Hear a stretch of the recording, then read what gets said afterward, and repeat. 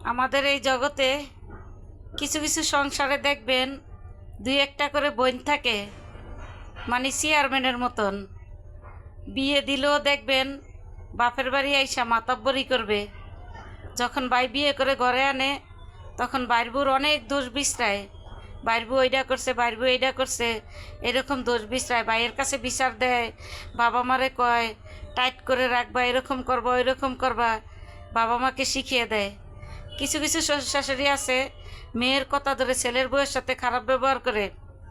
সেই সমস্ত ভাইদেরকে বলছি, বোনের কথা মতন কখনো ঘরের স্ত্রীকে তাড়িয়ে দিবেন না।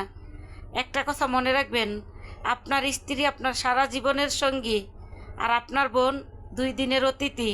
সে আপনার সংসার ভাঙতে আসবে, কিন্তু গড়তে নয়।